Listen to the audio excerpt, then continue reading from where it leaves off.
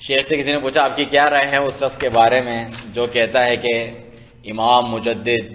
یعنی شیخ محمد بن عبد الوہاب رحمہ اللہ جو ہیں وہ حنبلی تھے، وہ غیر مجتہد تھے، کوئی مجتہد نہیں تھے، وہ تو حنبلی مقلد تھے، اور ان کے پاس کوئی خاص عقل اور نظر نہیں تھی تحقیق وغیرہ کہ وہ دلائل کو دیکھیں اور تمیز کر سکیں دلائل میں کہ یہ صحیح دلیل ہے فلانا ہے، اس کا کچھ انہیں معلوم نہیں تھا، وہ صرف توحید میں جو ہے ایک خصوصی مقام رکھتے تھے وغیرہ، اس پر ان کی توجہ تھی۔ تو شیخ فرماتے ہیں یہ جو قول ہیں بعض علماء کے لانے والے اس طریقے کی بات کرتے ہیں، اس قول کا اصل جو سبب ہے وہ شیخ محمد بن عبد الوہاب رحمہ اللہ کو نہ جاننا ہے، ان کو جانتے ہی نہیں وہ صحیح طریقے سے، ان کی معرفت ہی نہیں ہے، نہ ان کی کتابوں کی ان کو معرفت ہے جو اس قسم کی بات کرتے ہیں، اور نہ ہی ان کو جو نجد کا علاقہ تھا جہاں پر آپ تھے حجاز میں، نجد کے علاقے میں، شیخ محمد بن عبد الوہاب رحمہ اللہ کی دعوت آنے سے پہلے جو وہاں کا حال تھا وہ بھی وہ لوگ نہیں جانتے، ان چیزوں کو نہیں جانتے، اسی لیے وہ اس قسم کی بات کرتے ہیں، کیونکہ جو نجد کا علاقہ ہے شیخ محمد بن عبد الوہاب رحمہ اللہ کی دعوت آنے سے پہلے وہ حدیث کی کتابوں کو جانتے ہی نہیں تھے، وہ وہاں کے لوگ، وہاں پر حدیث وغیرہ کی کتاب کا کوئی رواج نہیں تھا۔ آپ دیکھیں شیخ محمد بن عبد الوہاب رحمہ اللہ کے جو رسائل ہیں، کسی اہل علم میں سے کسی نے کہا ان سے،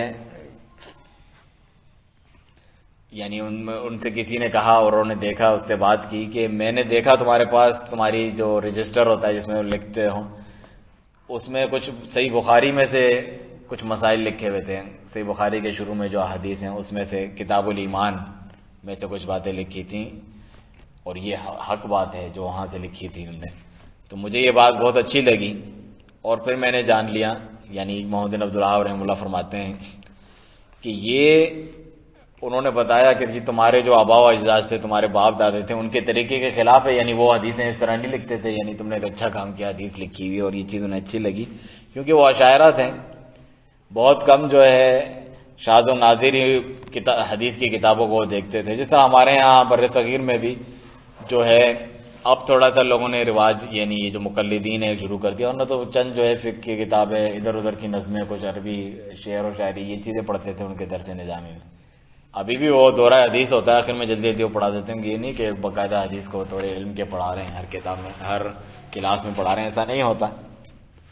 تو وہاں کا بھی یہ حال تھا پہلے نجد وغیرہ کا، تو یہ بتاتے ہیں کہ وہاں کا بھی یہ حال تھا کہ وہاں پر آپ دیکھیں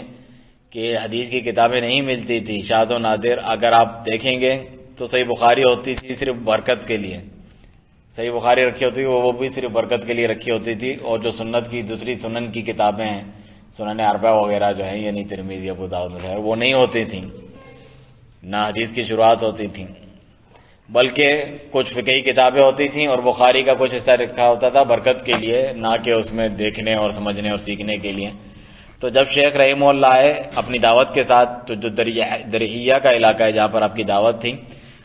اس کو انہوں نے حدیث کی کتابوں سے بھر دیا، شیخ محمد بن عبد الوہاب نے رحمہ اللہ نے، یہاں تک کہ آپ دیکھیں پھر ان کے جو بیٹے تھے شیخ سلیمان بن عبداللہ، انہوں نے اپنی کتاب تحصیل العزیز الحمید جو ہے کتاب توحید کی شرح، اس میں انہوں نے 600 کتابوں سے، حدیث کی 600 کتابوں میں سے نقل کیا،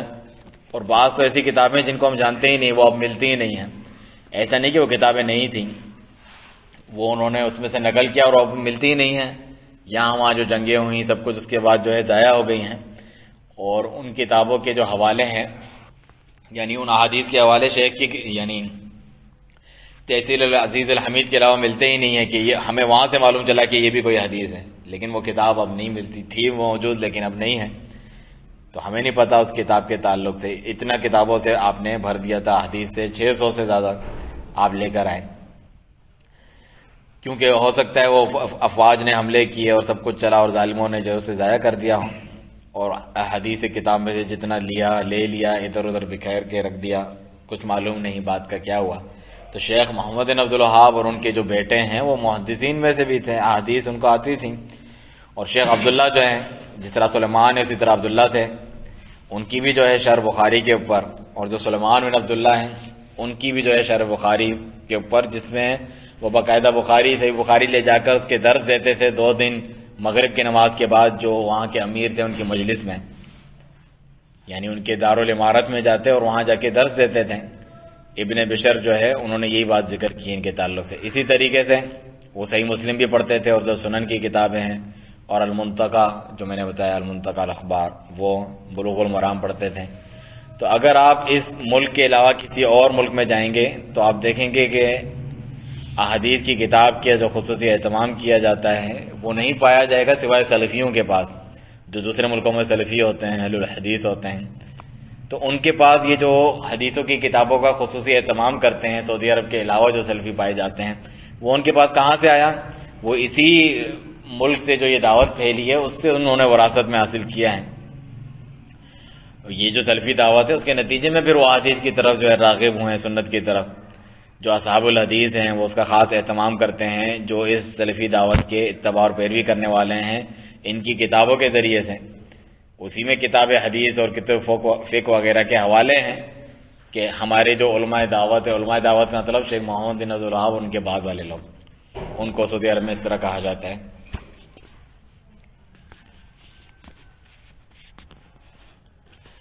لیکن بہت کثرت سے آپ کو ان کا کلام اگر نہیں ملتا فقہی مسائل میں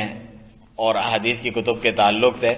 اس کا سبب یہ ہے کہ ان کو اس کی ضرورت نہیں پڑ رہی ہوتی تھی. وہ عوام کے علماء تھے, عوام میں جا کر ان کو توحید کی دعوت دینا, شرک وغیرہ. جب مسئلہ کوئی ابھرتا تھا تو وہ بتا دیتے تھے. وہ باقاعدہ یعنی اس کے لیے فارغ بیٹھے جس طرح یہاں پر مفتیان ہوتے ہیں ان کے فتاوا ہوتے ہیں لمبے چوڑے, اس طریقے سے وہ نہیں تھے. جس طرح موجودہ دور میں آپ دیکھتے ہیں فتویٰ لجنہ دائمہ, اس طرح نہیں تھا ان کا, بلکہ بقدر حاجت وہ یہ کیا کرتے تھے کیونکہ وہ علماء دعوت تھے. دعوت کا ان کا اصل کام تھا اور وہ لوگوں کو تعلیم دیتے تھے, اسی وقت فتویٰ دے رہے ہوتے تھے, جو ہے ان کو پڑھا رہے ہوتے تھے, لوگوں کے باتیں سنتے, ان کے اشکالات کو دور کرتے. اور سامنے جو ہے مملکت کے معاملات بھی تھے, کسی کو قاضی بنا کے بھیجنا ہے, کسی جگہ جو ہے قاضیوں میں اختلاف ہو گیا اس کا جو ہے نمٹانا ہے, چکانا ہے, ان کا فیصلہ کرنا ہے. بڑے بڑے کام ان کے ذمہ تھے. اسی وجہ سے آپ دیکھتے ہیں کہ کم کلام آپ کو ان چیزوں کے اوپر ان کا مل رہا ہوتا ہے. لیکن وہ محدثین میں سے یعنی احادیث کی کتابیں پڑھاتے تھے. ایسا نہیں تھا کہ ان کے پاس یہ علم نہیں تھا یا وہ ترجیح نہیں دیتے تھے مسائل کو. مثال کے طور پہ اگر آپ شیخ محمد بن عبد الوہاب رحمہ اللہ کی باتیں اگر آپ پڑھیں گے کتابیں اچھے طریقے سے, کہ جس کی وجہ سے بہت سارے یا اکثر جو ہے مسلمان ممالک میں آج آپ دیکھتے ہیں کہ سلفی موجود ہیں, وہ ان کی کتابوں کا اہتمام کرتے تھے حدیث کے, تبھی تو وہ حدیث کی طرف متوجہ ہیں. مثال کے طور پہ آپ دیکھیں کتاب التوحید ہے, اس کے جتنے چیپٹر ہیں شیخ فرماتے ہیں, آپ دیکھیں اس میں ہر چیپٹر کے اندر کوئی نہ کوئی حدیث لے کر آتے ہیں, آیت بھی لاتے ہیں اور حدیث بھی لے کر آتے ہیں. اور وہ حدیثوں میں تمیز نہیں کرتے تھے یا سمجھتے نہیں تھے, انہیں کچھ پتہ نہیں تھا, ایسا نہیں ہے. مثال کے طور پہ وہ کہتے ہیں یعنی جس شخص نے یہ اعتراض کیا ہے کہ ان کو حدیث کے کوئی معلومات نہیں تھی وغیرہ, بس وہ توحید وغیرہ جانتے تھے, اس نے مثال یہ دی کہ امام محمد بن عبد الوہاب ذکر کرتے ہیں کہ رواہ ابو داؤد باسناد جید باسناد حسن ھذا حدیث صحیح. یعنی وہ امام ابو داؤد نے اس حدیث کو روایت کیا ہے جید سند کے ساتھ, حسن سند کے ساتھ, اور یہ حدیث صحیح ہے آخر تک ان کی جو بات ہے. تو پھر آپ کیسے کہتے ہیں کہ یہ صحیح اور سقیم یعنی صحیح اور ضعیف میں فرق نہیں کرتے تھے؟ کیونکہ جس عالم نے کلام ذکر کیا ہے شیخ محمد بن عبد الوہاب کے تعلق سے, شیخ صالح الشیخ کہہ رہے ہیں کہ آپ دیکھیں جو کتاب التوحید ہے اس میں شیخ محمد بن عبد الوہاب ذکر کرتے ہیں کہ ابو داؤد نے یہ حدیث ذکر کی ہے, صحیح ہے ضعیف ہے, اس کا مطلب وہ جانتے ہیں اس چیز کو, تبھی تو ذکر کرتے ہیں. اور جس نے اعتراض کیا وہ کہتا ہے کہ ان کی کتاب دیکھو, مثلا جو فقہی کتاب ہے آداب المشی الی الصلاۃ, یہ ہم پڑھا بھی چکے ہیں, یعنی نماز کی طرف جانے کے جو آداب ہیں اس میں فقہی مسائل ہیں, نماز کے مسائل ہیں. اس میں شیخ محمد بن عبد الوہاب کے اوپر اس نے اعتراض کیا کہ یہ دعا ذکر ہوئی ہے نماز کی طرف جاتے ہوئے, اللہم انی اسألک بحق السائلین علیک. ایک مشہور حدیث ہے کہ اللہ میں تجھ سے سوال کرتا ہوں, سوال کرنے والوں کا جو حق تجھ پہ بنتا ہے اس کے وسیلے سے. یہ ابو سعید خدری رضی اللہ عنہ کی حدیث ہے. تو اس حدیث کو اپنی کتاب کے شروع میں لے کر آئے آداب المشی علی الصلاۃ, جبکہ یہ حدیث ضعیف ہے. تو اس پہ وہ مذاق اڑا رہے کہ ان کو پہلے ہی نہیں, اپنا شروع ہی جس بات سے انہوں نے کی اپنی کتاب وہ ضعیف حدیث ہے اور ان کو پتہ ہی نہیں ہے ضعیف ہے. یہ وہ کہہ رہا ہے کہ یعنی ان کو حدیث کا علم ہی نہیں ہے, بس توحید کا کام کرو, یہ تم کیا کرنے لگے ہو. تو شیخ فرماتے ہیں اس کو دلیل بناتا ہے کہ شیخ کو کوئی علم فہم ہی نہیں ہے کہ کون سی حدیث صحیح ہوتی ہے ضعیف ہوتی ہے. تو اس کے جواب میں ہم یہ کہتے ہیں یہ بات تمہاری صحیح ہوتی ہے اعتراض اگر تم نے اس کی بنیاد صحیح رکھی ہوتی. اس طریقے سے اس طرح کے حدیث کا صحیح یا ضعیف ہونا یہ کوئی قطعی مسئلہ تو نہیں ہے. بہت سارے محدثین میں اختلاف ہوتا ہے, کوئی اس کو صحیح کہتا ہے کوئی ضعیف کہتا ہے. آپ کو کیا پتا وہ کسی اور محدث کی اس کو صحیح قرار دینے کو انہوں نے لیا ہو, تم تو بعد میں پیدا ہوئے ہو, اتنے عرصے بعد تمہاری صحیح ضعیف کو نہ لیا ہو. تو شیخ فرماتے ہیں انہوں نے جو ہے حافظ ابن حجر رحمہ اللہ نے اس کو حسن قرار دیا جس حدیث کو تم ضعیف کہہ رہے ہو یا دوسرے کہتے ہیں, تو انہوں نے اس پر اعتماد کیا ہوگا. تو اگر انہوں نے کسی عالم محدث کے کلام کو لیا ہے جیسے کہ حافظ ابن حجر کے کلام کو کہ یہ حسن ہے, تو ان کے اوپر کوئی اعتراض نہیں بنتا اور یہ کہنا نہیں بولتا کہ ان کو احادیث کے بارے میں کوئی معلوم نہیں. ضروری تو نہیں ہے وہ کسی اور کی تحقیق کو لیں اور کسی کی تحقیق کو نہ لیں, کسی ایک خاص عالم کی رائے کی جو ہے پیروی کریں جو ان کے بھی 200 سال بعد آیا یا 300 سال بعد آیا.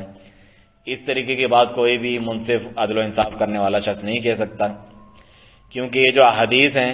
ان کی بھی صحت اور ضعف میں اختلاف ہوتا ہے. فلانے عالم نے جو ہے پرانے عالم نے اس کو صحیح حسن کہا ہے اور بعد میں کسی اور عالم نے جیسے شیخ البانی اس کو ضعیف کہا ہے. تو ضروری تو نہیں ہے اس کا پابند ہے کہ میں اس کی صحت یا ضعف کو مانوں, خصوصاً بعد والا کوئی شخص کہے کہ یہ ضعیف ہے حالانکہ پہلے کسی پرانے محدث نے اس کو حسن کہا ہو, تو انہوں نے انہی کی بات کو لیا ہوگا اس وقت. تو یہ کوئی دلیل نہیں ہے کہ آپ حکم لگائیں امام محمد بن عبد الوہاب پر کہ انہیں معلوم ہی نہیں ہے حدیثیں کیا ہوتی ہیں, صحیح ضعیف کیا ہوتی ہیں, اور یہ بالکل واہیات قسم کی حجت ہے جو آپ بیان کر رہے ہیں, کیونکہ اختلاف ہوتا ہے حدیث کو صحیح اور ضعیف کہنے میں.